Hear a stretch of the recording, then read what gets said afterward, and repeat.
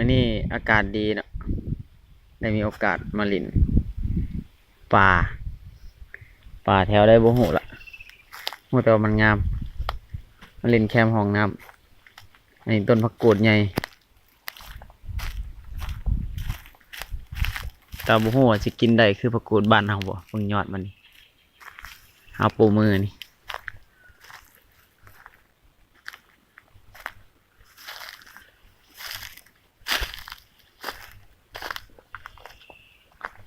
อันนี้เป็นบ่อน้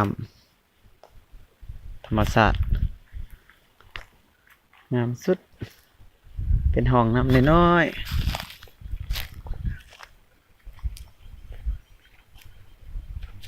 ยินเสียงนกบ่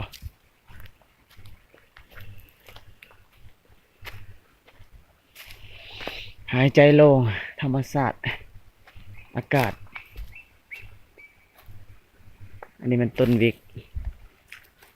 ถ้าเบิ่งเงามันนี่สิบ่ฮู้ว่าเป็นต้นวิกเพราะว่ามันจะปรับโตก็คือต้นวิกบ้านเฮาต้นวิกบ้านเฮามันจะบ่มีกาบหนาแบบนี้จะเป็นต้นขาวแบบนี้มันจะมีหลายชนิดที่มีกาบหนาเพราะว่ามันปรับโตกับอากาศหนาวหรือยามไฟไหม้ป่ามันจะบ่ไหม้ต้นวิกมันจะไฟมันจะกลายไปเลยในวงเล็บหาต้นไม้มันห่างกันถ้ามันติดกันนี่ก็บ่เหลือ โอ้ยลมพัดตึกโอ้ยมันเป็นลมพัดไผ่เด้อพี่น้องลมพัดใบวิก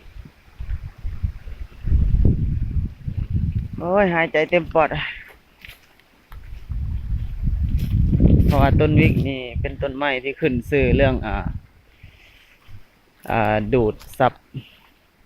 คาร์บอนิกได้ดีแล้วก็ปล่อยออกซิเจนออกได้หลายที่สุดบริสุทธิ์ที่สุดแล้วก็ทนทานต่ออากาศที่สุดปลูกได้ทุกประเทศทั่วโลกแต่บ่แน่ใจอยู่แอฟริกาสิปลูกได้บ่ 99.9%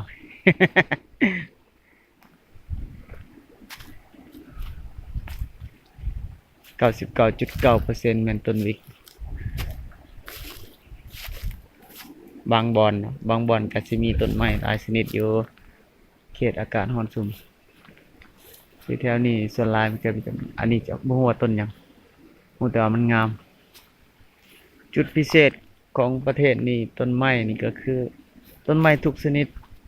จะมีเอกลักษณ์แล้วก็มีงามทุกต้น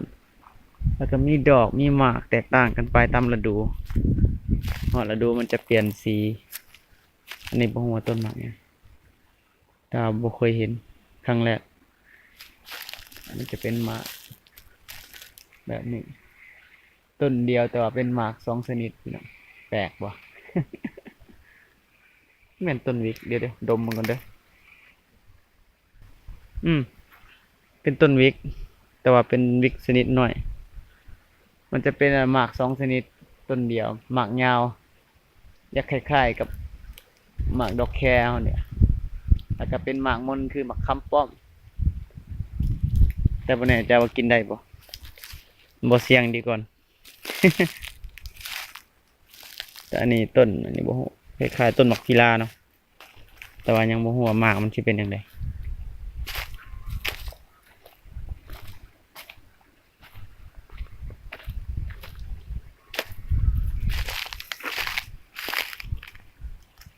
กินได้ก็บ่จักเนาะยาละปลาจิงโจ้กับนกกินดีก่อนเอาเข้ามาสิเล็กๆนี่นี่โอ้ขอนไม้ใหญ่เหมือนต้นไม้วิกที่มันล้มหลายปีแล้ว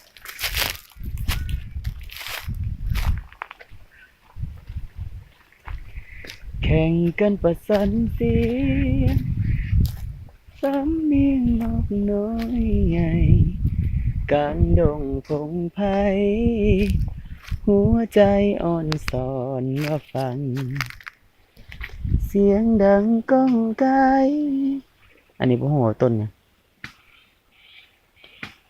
คล้ายๆต้นผักกูดที่มันผักกูดอีกชนิดหนึงประสานสายลมแผ่วบางคล้ายดังเสียงเพลงมนต์ขลัง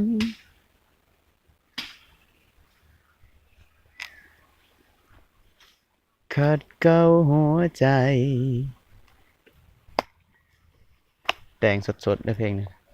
ต่อไปจากบ่ฮู้จะเป็นหยังคิดบ่ออกอันต้นหยังวะนี่แต่ต้นแปลกๆเนาะบ่เคยโอเคสำนี้ก่อนหอมปากหอมคอ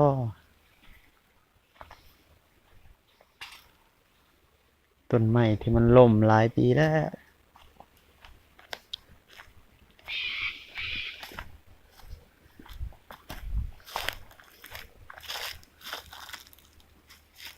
น้ำกำลังบกหอยตีนยังวะคือหอยตีนแกงกะลูกจิงโจ้โอ้หอยตีนจิงโจ้หอยตีนจิงโจ้อืมโอ้อยากเห็นโตมันเด้